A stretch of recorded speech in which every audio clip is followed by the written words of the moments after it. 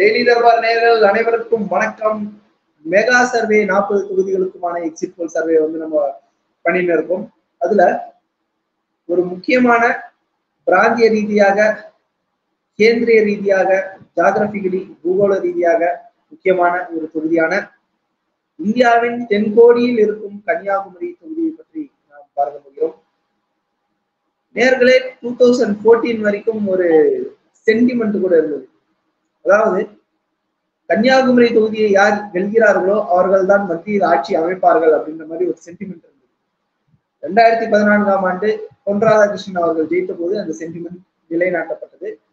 ஆனா 2019 இருந்து அது ரிவர்ஸ் ஆயிடுச்சு.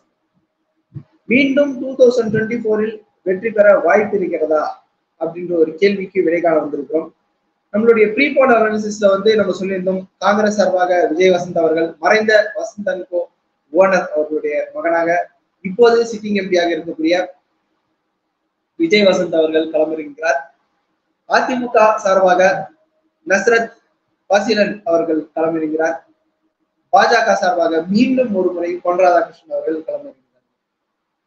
நேர்களே, விளவங்கோடு எம்எல்ஏவாக இருந்த விஜயதாரணி அவர்கள் அதை ராஜினாமா செய்துவிட்டு இங்கே பாஜகவை சேர்ந்த போது பலரும் எதிர்பார்க்கப்பட்ட ஒரு விஷயம், இங்கே கன்னியாகுமரி தொகுதியை விஜயதாரணி அவர்களுக்கு கொடுத்து விடுவார்கள் அப்படின்னு எதிர்பார்த்தாங்க. ஆனால் அது இல்லாமல் மீண்டும் ஒரு முறை பொன் ராதாகிருஷ்ணன் அவர்கள் மீது நம்பிக்கை வைத்து அவர்களுக்கு கட்சி தலைமை வாய்ப்பளித்திருக்கிறது. ஆனால் கடுமையான போட்டி இங்கேயும் மீண்டும் காங்கிரஸ் வெர்சஸ் பாஜக அப்படின்னு இருக்கிற இந்த இடத்தில் லேசான முன்னிலை பெறுவார் விஜய் வசந்த் அவர்கள் அப்படின்னு நம்ம வந்து ப்ரீ போல் அனாலிசிஸ் வந்து சொல்லியிருந்தோம்.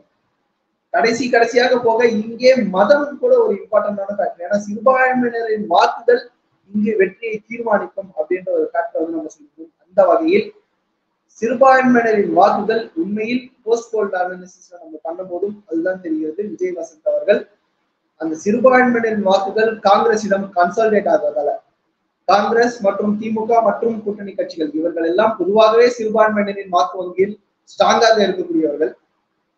அவர்களுடைய வாக்கு வங்கிகள் எல்லாமே விஜய் வசந்த் அவர்களுக்கு கை கொடுப்பதால் மீண்டும் ஒரு முறை கன்னியாகுமரி தொகுதியிலிருந்து விஜய் வசந்த் அவர்கள் தேர்ந்தெடுக்கப்படுவார் அப்படின்றதுதான் நம்மளுடைய அனாலிசிஸ் சர்வே வந்து தெரிவிக்கிறது. பொன் ராதாகிருஷ்ணன் அவர்கள் சாதாரணமாக தோற்க போவதில்லை, மிக மிக மிக கடுமையான போட்டிகள் வந்து கொடுக்க போறார். சொல்ல போனால் சில சமயம் பொன் ராதாகிருஷ்ணன் அவர்கள் சில தொகுதிகளில் சில பூத்களில் முன்னிலை பெறுவதற்கான வாய்ப்புகள் இருக்கு. காலையில சர்வே வரும்போது ஒவ்வொரு ரிசல்ட்டா வரும்போது பொன் ராதாகிருஷ்ணன் பல நேரங்களில் முன்னிலை இருப்பார் அப்படின்னு நம்மளும் கணிக்கிறோம். ஆனால் கடைசியில் ஒரு கடினமான போட்டியில் பொன் ராதாகிருஷ்ணன் அவர்கள் 2ஆம் இடத்திற்கு சென்று விஜய் வசந்த் அவர்கள் வெற்றி பெறுவார் அப்படின்றத இதுதான் கன்னியாகுமரியின் நிலைமையாக நாம் கணிக்கிறோம்.